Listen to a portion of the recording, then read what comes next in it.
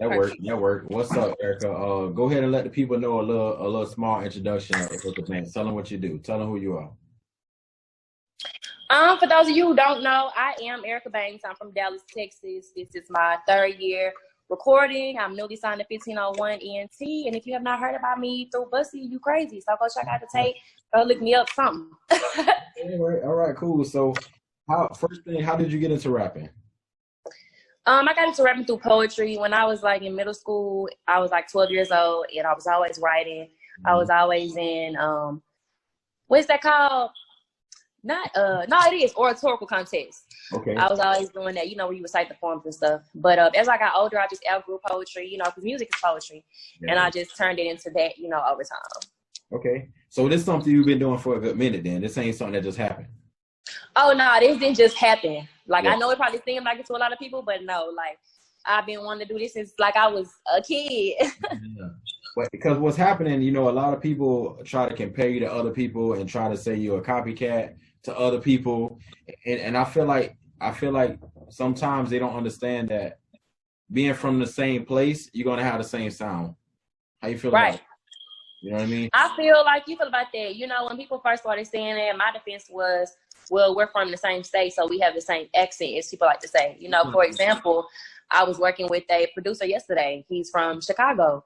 And I said, you sound like G Herbo, but they from Chicago. You know what I'm saying? So that's a perfect example. But of course, people are going to say what they say and feel how they feel. And, that has nothing to do with me. So the people that listen to my music know the difference. You know what I'm saying? So you just got to really listen to my music. I mean, like, I do a lot of interviews, a lot of artists, and it's a lot of this happens. I mean, especially with female artists.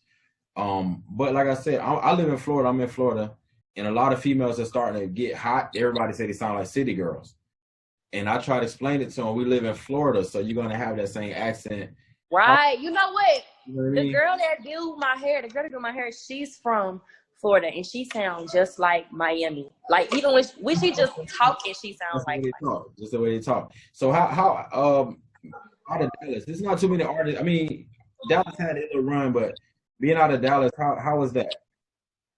It was, being in Dallas is fun. Like, I feel like I have officially like made my mark in the city because people now know me as Erica Banks who made it. You know what I'm saying? So I just feel like, but as far as the experience, that's what we're talking about. My bad, I'm getting off topic.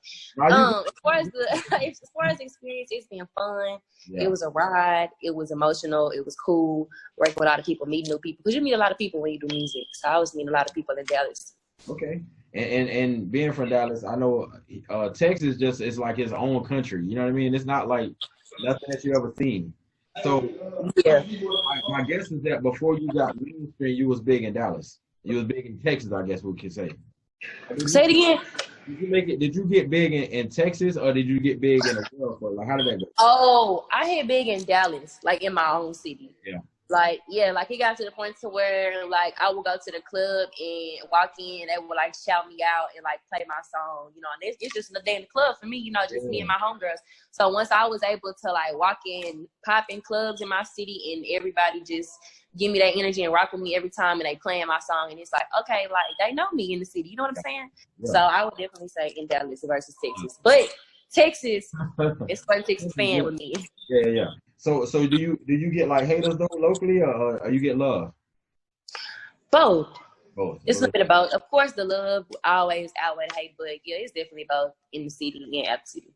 Okay. And one of the artists they like to compare you to, I gotta bring it up. They say you're a copycat. They say you sound like Megan. And I don't know, how does Megan feel about that? Have you met Megan? Have you had the opportunity to meet her?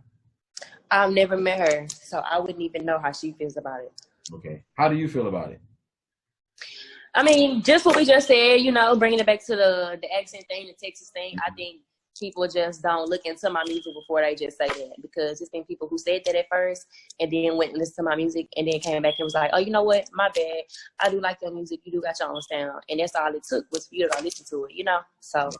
But the thing is, too, is like, makes it worse, I guess, for you. You with the same label too, right? Same management she started. That has a lot to do with it too. I could sound like the brat, and people gonna say I sound like her because of what label I'm on. Yeah. So I know she sabotaged the label due to, I guess, monetary reasons or whatever. and the fact that you came in on that same label, my guess is you got a better situation than what she was dealing with. I got a situation that was right for me. Yeah, I got a situation that was right for me. You know, certain situations aren't for everybody, you know, and sometimes we decide to go with it anyway. Sometimes we decide not to. But to answer that, I got the deal that was best for me. Okay, and then as far as your style, like how do you describe your style? What do you describe if somebody never heard you before? How would you describe what you're doing? Turn, but sexy. Okay.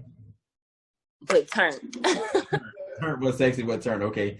And yeah. And what do you and your music? What do you write your own music, right? Yes, I write all of my music. So where are you getting this writing from? Where is it coming from? The heart. Heart, definitely. Yeah, like I really be saying what I mean, how I feel, what I want to say, past situations I've dealt with, or if I'm just talking about like shaking your ass, like I probably wanted to like shake my ass that day. I was probably in the shake my ass kind of mood, so I made a club song. Like it really just depends on how I feel that day.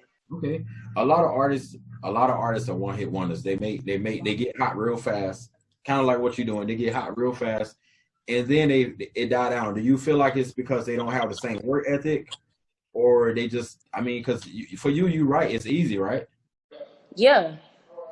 I feel like, I don't know. I feel like it's a mixture of them not having the work ethic and them just not having the music. Like, you know, because a person put out a song and then you don't see them put out another song for a minute. Or maybe they putting out hella songs you just don't know because they're not popping. You know what I'm saying? So it could either be one, they're not working, or it could be they just don't got the music that people want to hear. What do you plan on doing for yourself to not fall in that category? What do I plan on doing for myself and what? To not fall in that category, that one hit wonder category. Like she was hot. Oh, we gonna stay consistent. We gonna keep putting out hits. I'm gonna keep doing my homework, seeing what's hot, what's new, what's being talked about, what's being rapped about, making my own, and we just gonna keep pushing. Gotcha. What artists did you look up to, like before you became your own artist? Nicki Minaj, Missy Elliott, Trina. I actually have like a little notebook from when I was like 12 with pictures of them and stuff in it. But yeah. Were you a fan of Megan though? Was I a fan of Megan? I was definitely a fan of Megan when she first came out. Yeah. Okay, we're gonna leave it at okay. All right. So, what some artists would you like to work with now? Like, if you had opportunity. Future. I always say Future. Nicki Minaj, of course. I gotta work with Nicki Minaj and Missy Elliott. So my favorite two female artists and being Future. Okay. And have you reached out to Missy yet, or your account reach out to him? Because I think that'd be crazy. You and Missy on the track together, that'd be crazy. You know what? We're gonna do a track together. I'm manifesting that. I had an interview like in Atlanta about a month ago, and I said I was gonna do a song with T-Pain, and like 2 days later I did a song with T-Pain. Okay. So that would be really dope if I did a song with Missy, and I'm gonna do that song with Missy. Yeah, I like that.